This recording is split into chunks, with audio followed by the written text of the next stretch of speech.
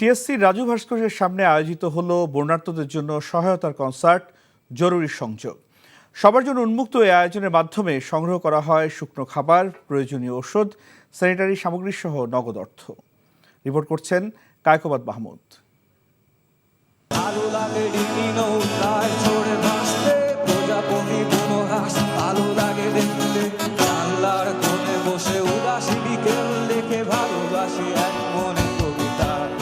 গানে গানে বন্যায় আক্রান্তদের জন্য সহায়তা সংগ্রহ করার আয়োজন এটি। জঙ্গলে জন্তু যখন পা ফেলে তোর পড়বি বাটে, নিজ হাতে লেখা নিজ ললাটে নিজ ভবিষ্যৎ, নিলাম শপথ একসঙ্গে লড়বো যতই আসুক বিপদ, একসঙ্গে লড়বো যতই আসুক বিপদ।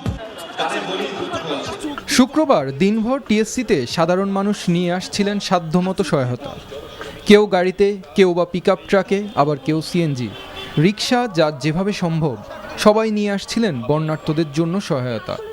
স্বেচ্ছাসেবীরা সহায়তা সামগ্রী একটি গাড়ি থেকে নামাতেই চলে আসছে আরেকটি। বেলা যত গড়াচ্ছিল রাজু ভাস্কর্যের সামনে বাড়ছিল ভিড়। জমা হতে থাকে চিড়া, পানি, জুস, চিপস, বিস্কিট থেকে স্যানিটারি বিভিন্ন সামগ্রী। অনেকেই দিচ্ছিলেন প্রয়োজনীয় ওষুধ, আর কেউ বা নগদ অর্থ।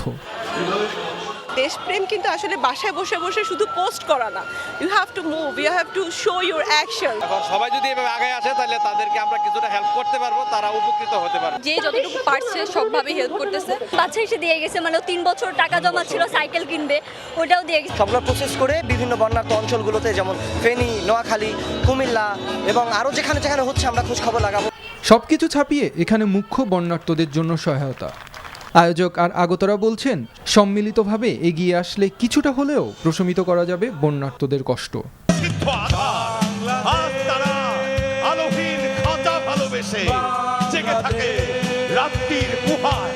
Kaykobad Mahmud, NTV news, Dhaka.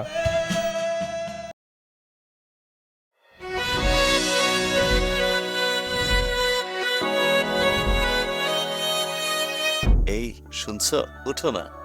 আমি বলবো একটু ঘুমাই। তোর বাইরে লেগে 1 কাপ চা বানাই দে। ভাইয়া, চাই কি চিনি বেশি দিব নাকি কম? 2 চামচ লবণ দিয়ে দে। চোখে চেয়ে হাত ছুঁয়ে আছে সাজানো, পথ চলা কথা বলা যেন শেষ না।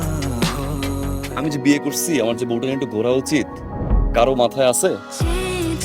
থাকি পথে আসলে তুমি বুঝি রাঙা রথে বিভোর হয়ে থাকি প্রতিটি ক্ষণ। ডাক্তারের কাছে যাবো স্যার। আমার একটু নিয়ে চলেন না।